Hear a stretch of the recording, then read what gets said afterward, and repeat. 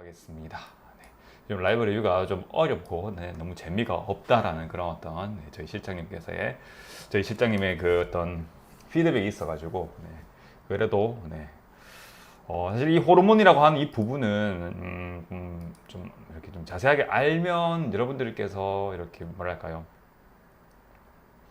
우리 몸에 대해 가지고 이런 좀 생각하실 수 있는 그런 어떤 폭이 훨씬 더 넓어지시거든요. 그렇기 때문에 좀 더 심도 있게 이렇게 다뤄보려고 하고 있습니다. 그래서 단순하게 뭐 호르몬이 분비가 되고 이게 또 전달되고 이렇게만 알고 계신 것보다 좀 더 자세하게 이렇게 알고 계시면, 이 호르몬이 분비가 되어서 우리 몸에 어떤 새로운 어떤 정보, 그러니까 새로운 신호를 다른 곳으로 전달하는데 그 신호를 받아들이는 과정이 이렇게 다양하구나.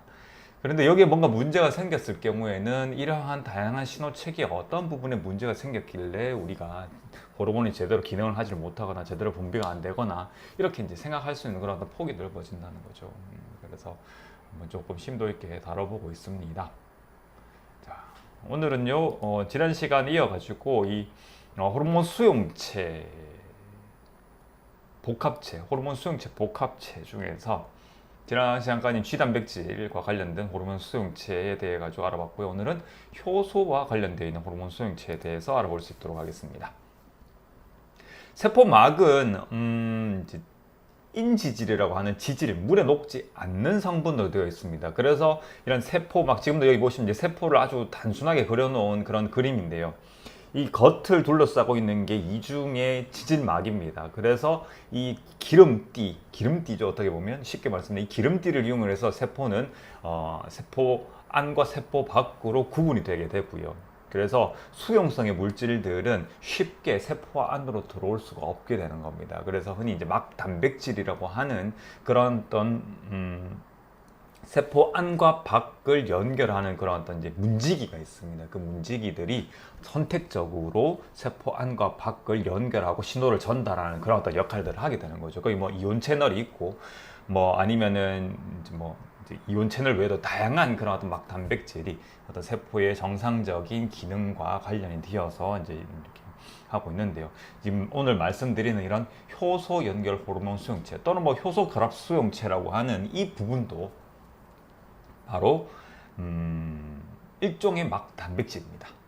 그래서 호르몬 자극으로 수용체가 직접 효소로 활성되기도 하고요. 아니면은 이와 관련되어 있는 다른 효소를 활성화시키기도 하는 그런 역할을 하게 됩니다.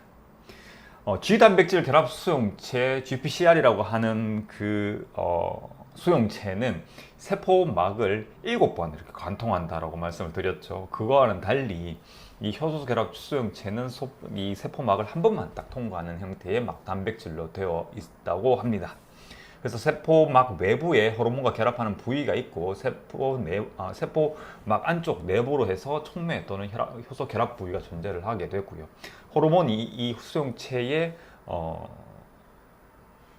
그 세포 외 부분과 결합을 하게 되면은 오타가 있네요. 자, 세포막 안쪽으로 해가지고요, 내부 효소가 활성이 되거나 또는 뭐 어떤 그런 수용체에 따라 가지고 비활성화되거나 이렇게 될 수가 있겠지요. 그래서 이러한 이 세포 기능의 변화라는 거는 결국에는 호르몬의 자극에 의해 가지고 이루어지게 되는데, 그러한 어떤 세포의 기능 변화를 일으키기 위해서 이런 효소를 매개로 한 수용체가 이제 작동을 한다라고 알고 계시면 될 것 같으세요. 그래서 이 역시도 호르몬 수용체 복합제로서 세포의 호르몬의 자극을 받아 가지고 세포의 기능을 변화시키는 그런 어떤 신호 전달 체계의 한 부분을 담당을 하고 있다라는 겁니다. 네, 오늘 헬스 토픽은 여기까지고요. 사실 정말 어렵지 않은 내용이거든요. 그래서 호르몬은 메신저 역할을 하고 있는 거고, 그 메신저가 각 세포에 도달을 했을 때에 그 메신저가 수용성의 호르몬이기 때문에 그 수용성의 호르몬이 세포 안으로 자유롭게 들어오지 못하니까 그 신호, 편지 왔습니다 라고 하는 그 신호를 누가 이렇게 받아서 안으로 전달해 줘야 되겠죠. 집주인에게 줘야 되겠죠. 그죠? 그러한 부분들이 이런 수용체가 담당을 하고 있는 그 종류에 대해서 이렇게 말씀을 드리고 있는 겁니다. 그래서 오늘은 세 번째, 이온 채널, 그 다음에 G단백질, 쥐단백질 결합 수용체, 그 다음에 효소 연결 수용체라고 해서 세 번째 시간으로 한번 가져봤습니다. 다음번에는요, 세포 내 호르몬 수용체인데요. 이거는 지질 성분을 낸 호르몬, 즉 지용성 호르몬 같은 경우에는 당연하게도 이 인지질을 쉽게 자유롭게 통과를 할 수 있게 됩니다. 기름은 기름에 잘 녹잖아요, 그죠? 그와 비슷한 그런 어떤 개념이다라고 보시면 될 것 같으신데요.